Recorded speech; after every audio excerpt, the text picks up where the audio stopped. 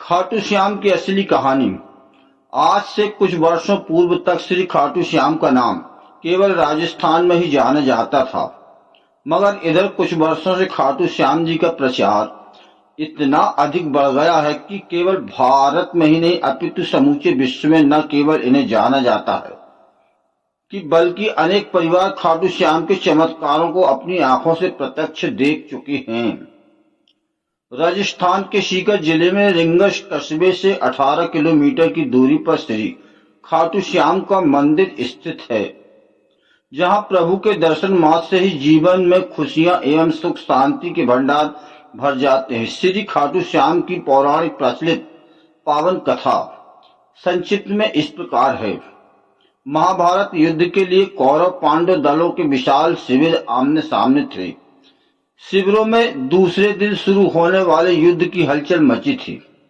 युद्ध नीति के अनुसार सूर्यास्त पश्चात दोनों पक्षों के लोग आपस में मिलजुल सकते थे, अतः धर्मी युद्ध के इन शिविरों में भी सैनिक आपस में मिलजुल रहे थे। शिविरों के बीच की भूमि वीरों के आवागमन से भरी हुई थी। तभी सुसज्जित रथ पर एक तेजस्वी योद्धा आया। पीपल के वृक्ष के नीचे उसने अपना रथ रोका, घोड़ों को खोलकर चरने के लिए छोड़ दिया, शस्त्र आदि उतारकर जलपान किया और अपने रथ पर विश्राम करने के लिए बैठ गया। उसे दोनों दलों के वीरों ने घेर लिया। सभी का एक ही प्रश्न था, आप किस ओर से युद्ध करेंगे? बर्बरीक ने कहा, किसी भी दल की ओर से नहीं, अभी तो मैं एक दर्शक की भांति इस महायुद्ध को देखने आया हूं। बाद में मैं उस दल की ओर से युद्ध करूंगा जो पराजित होगा या जिसके साथ अन्याय हुआ होगा। सब विस्मय से उसे ही देख रहे थे। उपस्थित लोगों में से एक ने पूछा, लेकिन आपकी सेना कहाँ है? क्या आपकी सेना पीछे आ रही है? बर्बरीक ने कहा, मुझे सेना की आवश्यकता नहीं है, मैं बिना सेना के ही आया हूं। बर्बरीक ने गर्व से कहा। एक ने पूछा, तब आप पराजित दल की सहायता कैसे करेंगे? आगंतुक महाबली मुस्कुराया, मुझे सेना की आवश्यकता नहीं है, मुझे अपने इस धनुष और इन तीर मारों पर भारी विश्वास है। मैं एक ही बाण से शत्रु सेना का संहार कर सकता हूं। छूटने पर मेरा पहला बाण हर व्यक्ति के मृत्यु स्थल पर निशान लगा देगा और दूसरा बाण उन्हें भेज देगा। आपका नाम? बहुत से लोगों ने विस्मय से पूछा। मैं भीमसेन का पौत्र, घटोत्कच का पुत्र, महाबली बर्बरीक हूं। आंधी की तरह कुछ ही क्षणों में यह बात दोनों शिविरों में फैल गई। हर किसी पर बर्बरीक का ही नाम गूंज रहा था। सैनिक लोग बात की गहराई तक नहीं पहुंच रहे थे, पर बात की गंभीरता को समझने वाले योद्धा चिंतित हो उठे। भगवान श्री कृष्ण सोच विचार करने लगे कि यदि वास्तव में ही वह वीर निर्बल पक्ष का साथ देगा तो पांडवों की विजय होते ही कौरव निर्बल हो जाएंगे। फिर वह वीर उनकी ओर से लड़कर पांडवों की विजय को पराजय में बदल देगा।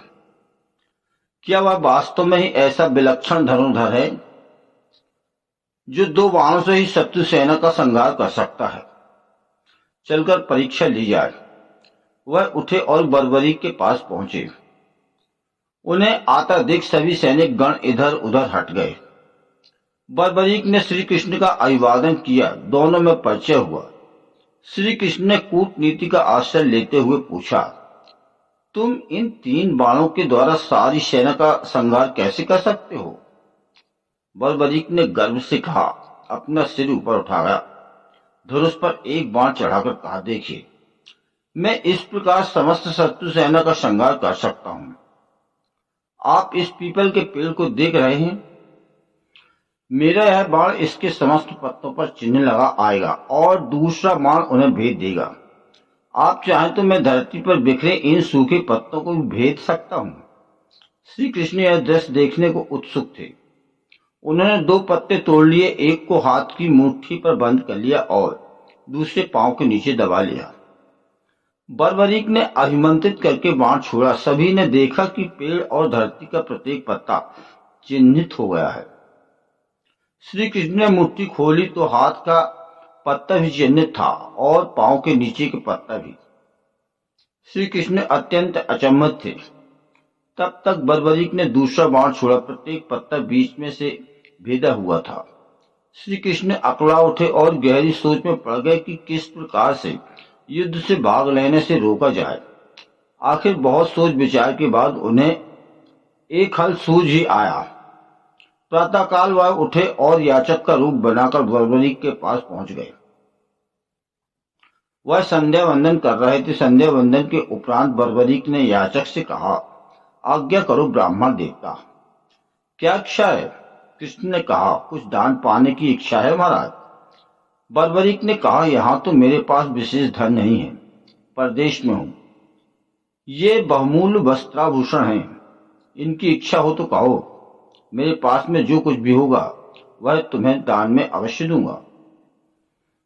याचक कृष्ण ने कहा, वस्तु तो वही मांगो जो आपके पास में है। बर्बरीक ने कहा, तब मुझे कोई इनकार नहीं, चाहे तुम मेरे प्राण मांग लो। प्राण? इतना दम अच्छा नहीं महाबली, कृष्ण ने कहा। बर्बरीक ने कहा, कह तो दिया। कृष्ण ने कहा, अच्छा ऐसा है तो मुझे अपना शीश काट कर दे दीजिए। बर्बरीक यह सुनकर सिहर उठे। इतना कठोर दान भी कहीं मांगा जा सकता है? उन्होंने क्रोध को दबाकर कहा, मुझे विश्वास नहीं होता कि तुम ब्राह्मण याचक हो। तुमने दान प्रथा को कलंकित किया है। तुम अवश्य कोई कूटनीतिज्ञ हो। जो वचन मैंने दिया है उसे मैं अवश्य पूरा करूंगा, किंतु अब तुम यह बता दो कि वास्तव में तुम हो कौन?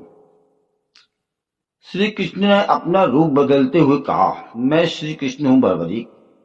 मैं नहीं चाहता कि तुम इस महायुद्ध में भाग लो और तुम्हारे कारण दोनों पक्षों का विनाश हो जाए। बर्बरीक ने कहा, मैं अपने वचन को पूरा करूंगा, परंतु मेरी इच्छा मेरे साथ ही मिट जाएगी। कृष्ण ने कहा, निसंकोच कहो, तुम्हारी क्या इच्छा है?